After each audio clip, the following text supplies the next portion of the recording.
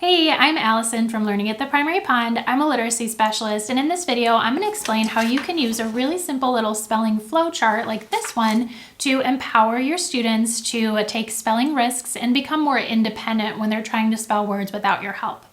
If you haven't subscribed to my channel yet, make sure to hit subscribe and then also hit the little bell so that you're notified every time I post a brand new video about teaching literacy in K2.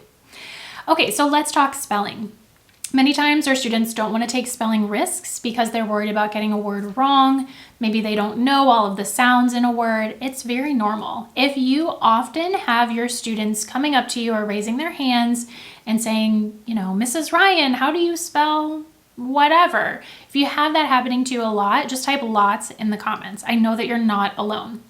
Right? Kids feel like they want our support, and we want to support them, of course, right? But the problem is that if we are just telling them how to spell words, they're not developing those skills because we're not going to be following them around for the rest of their lives, right? Like, we need them to take spelling risks. We need them to be wrong sometimes so that they practice, gain more confidence, right? If we have a class of students, it's just not practical for us to be spelling every word for every student. So we need to foster that independence in them. Now, when I'm first working on this with my students, like in kindergarten or first grade, I'll just have them like stretch out the word. You might use a slinky or a rubber band to kind of show them this process.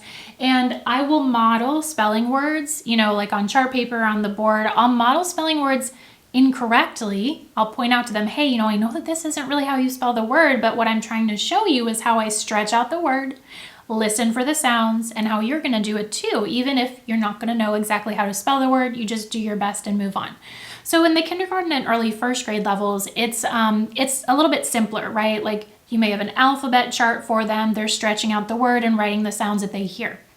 Now, as kids develop in their phonics knowledge, we want them to really be applying that to their spelling. We also want them to be applying their high frequency word knowledge, because how many times have you practiced a word with students and then when they go to write it in their writing, they actually aren't spelling it correctly, even though they've practiced that word many times? It happens, right?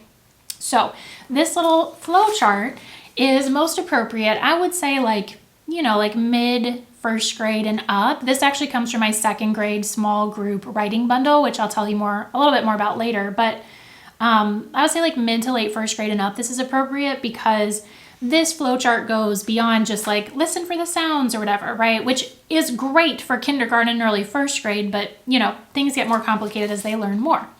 So what this flowchart says here is just picture the word in your mind. If they know what it looks like, they just write it, right? Like they're trying to imagine a high frequency word. And then they're supposed to check and make sure the word looks right.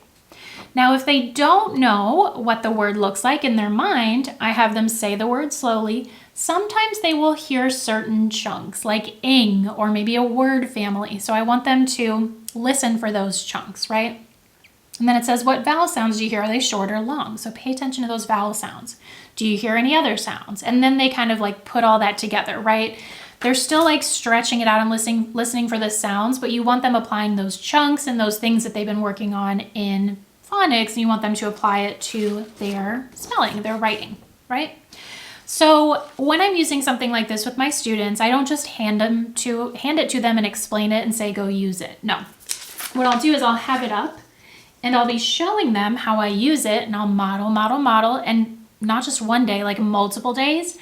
And then once I feel like they're getting it, then I will give them their own copy and continue to support them, continue to model using this, flowchart. Now, it could be 3 weeks later or 2 months later. I'm still probably modeling during writing time anyway, spelling words using it, because some kids are just going to need those multiple exposures in order to really understand how to use the chart. Now, again, this is most appropriate for when your kids know more than just the consonant sounds, right?